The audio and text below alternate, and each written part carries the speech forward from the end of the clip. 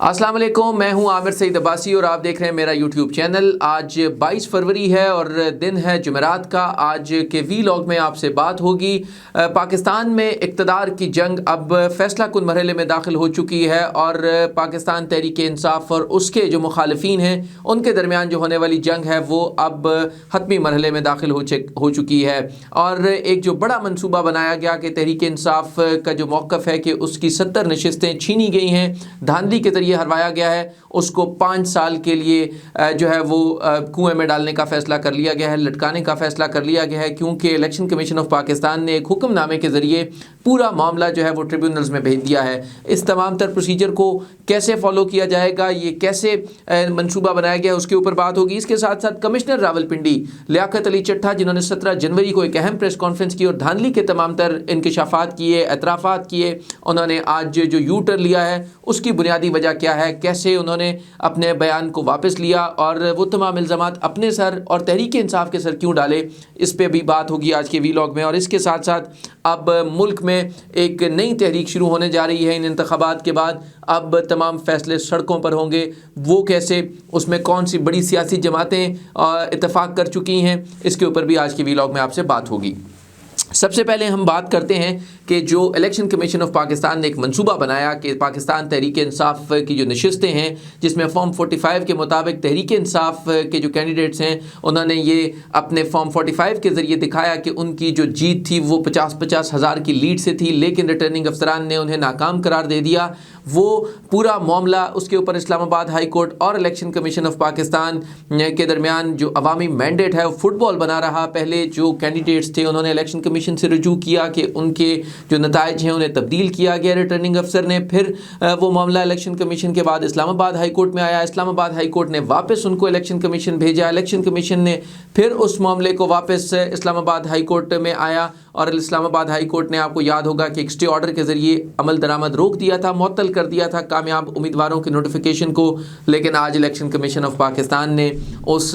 हुक्मनामे को ख़त्म कर दिया और स्टे ऑर्डर्स को भी ख़त्म कर दिया और ये कह दिया कि अब ये मामला हमेशा के लिए ख़त्म हो चुका है, रिजल्ट्स तैयार हो चुके हैं, अब ये मामला इलेक्शन ट्रिब्यूनल्स में जाएगा। और इलेक्शन ट्रिब्यूनल्स का जो मंसूबा है वो यही है कि 5 साल तक तहरीक इंसाफ इन्हीं ट्रिब्यूनल्स में घूमती रहे, इन्हीं ट्रिब्यूनल्स में शवाहिद पेश करती रहे। कभी तारीखें हो जाएं, कभी जज ना हो, कभी उसमें तारीख ले ली जाए, कभी उसमें छुट्टी हो जाए, कभी उसमें कोई और मसाइल आ जाएं, तो यूँ ये मामला 5 साल के लिए लटक जाए। क्योंकि इसमें जो जीतने वाले उम्मीदवार होते हैं वो कोशिश करते हैं कि मैक्सिमम ताख़ीर की जाए। इसके साथ साथ क्योंकि पाँचों हाई कोर्ट्स हैं उन्होंने ट्रिब्यूनल्स भी कायम कर दिए हैं, इलेक्शन कमीशन ने इस पूरे मामले को लटका के रखा और अब ये मामला आज इलेक्शन कमीशन ने फ़ैसला किया और तमाम जो PTI के आज़ाद उम्मीदवारों की जो दरख्वास्तें हैं उनको मुस्तरद कर दिया और ये करार दे दिया कि अब नताइज तैयार हो चुके हैं। लिहाजा अब जो नताइज की जो काउंटिंग है या जो कंसोलिडेशन है अब वो नहीं हो सकती। लिहाजा एक पूरे मंसूबे के तहत पाकिस्तान तहरीक इंसाफ के उन तमाम उम्मीदवारों को भी जिनके पास फॉर्म 45 के मुताबिक एक वाज़ेह अक्सरियत थी, उन तमाम को नाकाम करार दे दिया है। पाकिस्तान मुस्लिम लीग नून के मेजॉरिटी जो उम्मीदवार हैं उन्हें कामयाब करार दे दिया है और अपने नोटिफिकेशंस बहाल कर दिए हैं। अपना ये hukamnama election commission of Pakistan ने जारी कर दिया है। यूँ ये एक पूरे मंसूबे के तहत पाकिस्तान तहरीक इंसाफ को जो आइंदा आने वाले 2 से 3 सालों के लिए कम अज़ कम इस पूरे जो निज़ाम है उसके ज़रिए ये नाकाम कर दिया गया है कि वो अब इंतखाबात में ना जा सकें या अपनी इस जो फॉर्म 45 के मुताबिक काउंटिंग है उसकी डिमांड ना कर सकें और अब शहादतें होंगी और गवाह आएंगे और वो तमाम मरहला जो आम तौर पे हमारे यहाँ सिविल अदालतों में जिस तरह ज़मीनों के केसेस चलते हैं, लंबे चलते हैं और वो फिर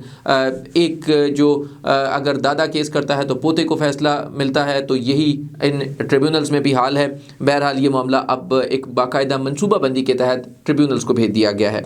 दूसरी जो अहम बात थी, कमिश्नर रावलपिंडी लियाकत अली चट्टा, उन्होंने बयान दिया था 17 जनवरी को और ये कहा था कि रावलपिंडी डिवीज़न की 13 नशिस्तों पर उन्हें धांधली करवाई और उन्हें मजबूर किया गया और उन्होंने ये कहा, एतराफ़ किया कि उन्होंने नताइज को तब्दील किया। 70 हज़ार वोटों से हारे हुए कैंडिडेट्स को उन्होंने कामयाब करार दिया जो मुस्लिम लीग नून से थे, जबकि जो जीते हुए पाकिस्तान तहरीक इंसाफ के कैंडिडेट से उन्होंने शिकस्त से उनको दो चार किया और उन्हें नाकाम करार दे دیا، یہ بتایا لیاقت علی چٹھا نے۔ آج حیران کن طور کے اوپر انہوں نے ایک بیان جاری کیا جو انہوں نے الیکشن کمیشن میں جمع کروایا، اور اس میں انہوں نے نئے اعترافات کیے۔ انہوں نے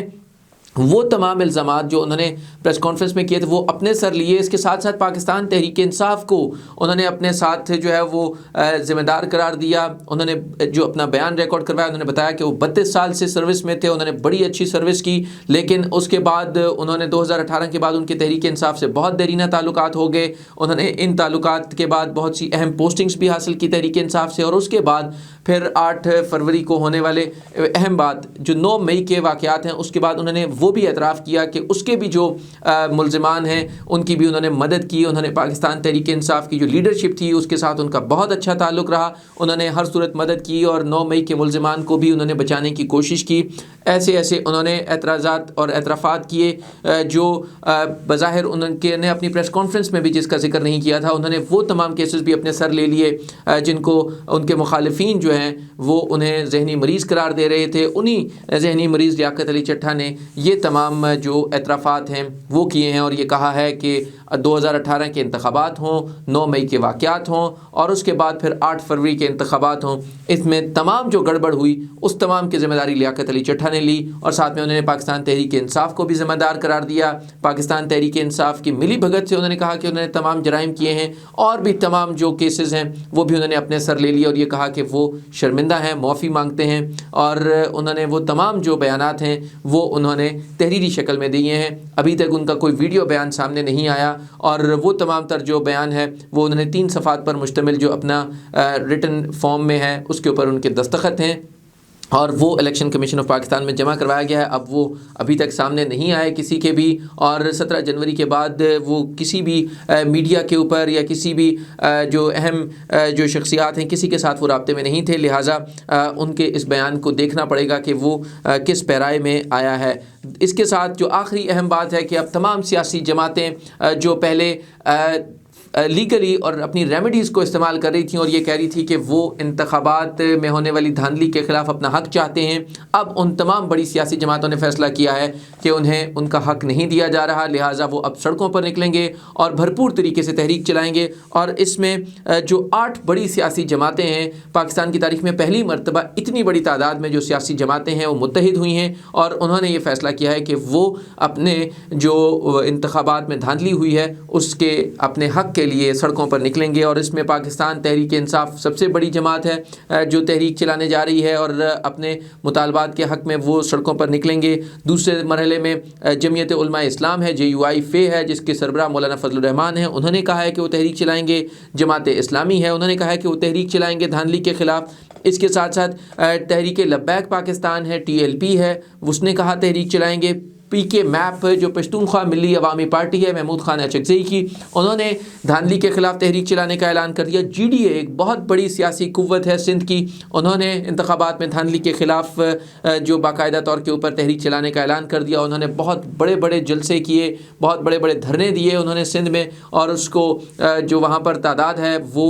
ہزاروں میں ان کے کارکنان نکلے اور انہوں نے اپنا پروٹیسٹ ریکارڈ کروایا۔ مرکزی مسلم لیگ ہے، انہوں نے دھاندلی کے تحت تحریک چلانے کا اعلان کیا۔ عوامی تحریک ہے،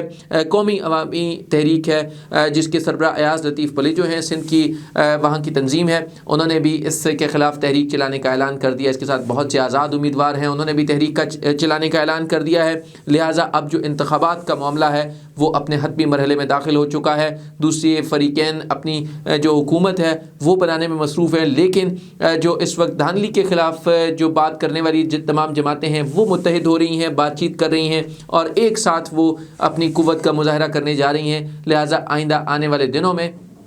جو تمام فیصلے ہیں اب لگتا ہے کہ وہ